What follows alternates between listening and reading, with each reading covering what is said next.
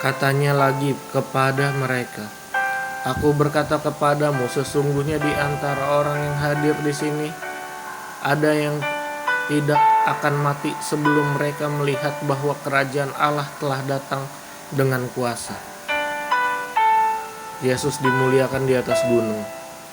6 hari kemudian Yesus membawa Petrus, Yakobus, dan Yohanes, dan bersama-sama dengan mereka ia naik ke sebuah gunung yang tinggi.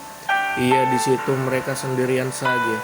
Lalu Yesus berubah rupa di depan mata mereka, dan pakaiannya sangat putih berkilat-kilat. Tidak ada seorang pun di dunia ini yang dapat mengelantang pakaian seperti itu. Maka nampaklah kepada mereka Elia bersama dengan Musa, keduanya sedang berbicara dengan Yesus. Kata Petrus kepada Yesus, "Rabi, betapa bahagianya kami berada di tempat ini. Baiklah kami dirikan 3 kemah, satu untuk engkau, satu untuk Musa, dan satu untuk Elia." Ia berkata demikian sebab tidak tahu apa yang harus dikatakannya, karena mereka sangat ketakutan. Maka datanglah awan menaungi mereka, dan dari dalam awan itu terdengar suara, "Inilah anak yang kukasihi, dengarkanlah dia." Dan sekonyong-konyong waktu mereka memandang sekeliling mereka, mereka tidak melihat seorang pun lagi bersama mereka, kecuali Yesus seorang diri. Pada waktu mereka turun dari gunung itu, Yesus berpesan kepada mereka supaya mereka jangan menceritakan kepada seorang pun apa yang telah mereka lihat itu, sebelum Anak Manusia bangkit dari antara orang mati. Mereka memegang pesan tadi sambil mempersoalkan di antara mereka apa yang dimaksud dengan bangkit dari antara orang mati. Lalu mereka bertanya kepadanya, "Mengapa ahli-ahli Taurat berkata bahwa Elia harus datang dahulu?" Jawab Yesus, "Memang Elia akan datang dahulu dan memulihkan segala sesuatu. Hanya bagaimanakah dengan yang ada tertulis mengenai Anak Manusia, bahwa ia akan banyak menderita dan akan dihinakan. Tetapi aku berkata kepadamu, memang Elia sudah datang dan seorang memperlakukan dia menurut kehendak mereka, sesuai dengan yang ada tertulis tentang dia." Yesus mengusir roh dari seorang anak yang bisu.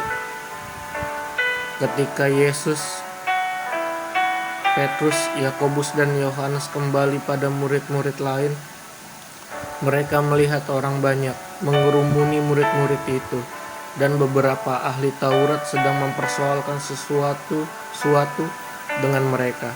Pada waktu orang banyak itu melihat Yesus, tercenganglah mereka semua dan bergegas menyambut dia. Lalu Yesus bertanya kepada mereka, "Apa yang kamu persoalkan dengan mereka?" Kata mereka dari gunung banyak itu, "Guru, anakku ini kubawa kepadamu, karena ia kerasukan roh yang membisukan dia. Dan setiap kali roh itu menyerang dia, roh itu membantingkannya ke tanah. Lalu mulutnya berbusa, giginya berkertakan, dan tubuhnya menjadi kejam. Aku sudah meminta kepada murid-muridmu supaya mereka mengusir roh itu, tetapi mereka tidak dapat." Maka kata Yesus kepada mereka, "Hai kamu angkatan yang tidak percaya, berapa lama lagi aku harus tinggal di antara kamu? Berapa lama lagi aku harus sabar terhadap kamu? Bawalah anak itu kemari."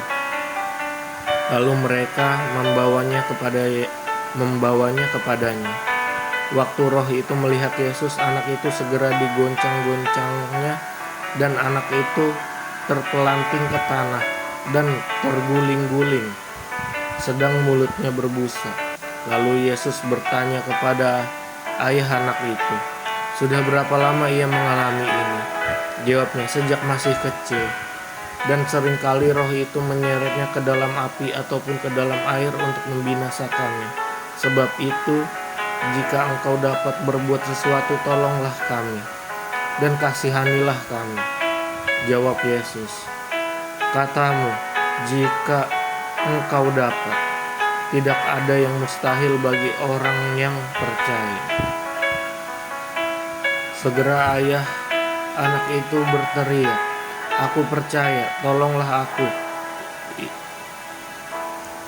aku yang tidak percaya ini." Ketika Yesus melihat orang banyak makin datang berkerumun, ia menegur roh jahat itu dengan keras, katanya, "Hai kau roh yang menyebabkan orang menjadi bisu dan tuli, aku memerintahkan engkau, keluarlah daripada anak ini, dan jangan memasukinya lagi." Lalu keluarlah roh itu sambil berteriak dan menggoncang-goncang anak itu dengan hebatnya. Anak itu kelihatan seperti orang mati, sehingga banyak orang yang berkata ia sudah mati. Tetapi Yesus memegang tangan anak itu dan membangunkannya. Lalu ia bangkit sendiri. Ketika Yesus sudah di rumah dan murid-muridnya sendirian dengan dia, bertanyalah mereka, "Mengapa kami tidak dapat mengusir roh itu?" Jawabnya kepada mereka, "Jenis ini tidak dapat diusir kecuali dengan berdoa." Pemberitahuan kedua tentang penderitaan Yesus. Yesus dan murid-muridnya berangkat dari situ dan melewati Galilea, dan Yesus tidak mau hal itu diketahui orang, sebab ia sedang mengajar murid-muridnya. Ia berkata kepada mereka, "Anak manusia akan diserahkan ke dalam tangan manusia, dan mereka akan membunuh dia. Dan 3 hari sesudah ia dibunuh, ia akan bangkit." Mereka tidak mengerti perkataan itu, namun segan menanyakannya kepadanya, siapa yang terbesar di antara para murid. Kemudian tibalah Yesus dan murid-muridnya di Kapernaum. Ketika Yesus sudah di rumah, ia bertanya kepada murid-muridnya, "Apa yang kamu perbincangkan tadi di tengah jalan?" Tetapi mereka diam, sebab di tengah jalan tadi mereka mempertengkarkan siapa yang terbesar di antara mereka. Lalu Yesus duduk dan memanggil ke-12 murid itu. Katanya kepada mereka, "Jika seseorang ingin menjadi yang terdahulu, hendaklah ia menjadi yang terakhir dari semuanya dan pelayan dari semuanya." Maka Yesus mengambil seorang anak kecil dan menempatkannya di tengah-tengah mereka. Kemudian ia memeluk anak itu dan berkata kepadanya, Barang siapa menyambut seorang anak seperti ini dalam namaku, ia menyambut aku. Dan barang siapa menyambut aku, bukan aku yang disambutnya, tetapi dia yang mengutus aku." Seorang bukan murid Yesus mengusir setan. Kata Yohanes kepada Yesus, "Guru, kami lihat seorang yang bukan pengikut kita mengusir setan demi namamu. Lalu kami cegah orang itu, karena ia bukan pengikut kita." Tetapi kata Yesus, "Jangan kamu cegah dia, sebab tidak seorang pun yang telah mengadakan mukjizat demi namaku dapat seketika itu juga mengumpat aku. Barang siapa tidak melawan kita, ia ada di pihak kita.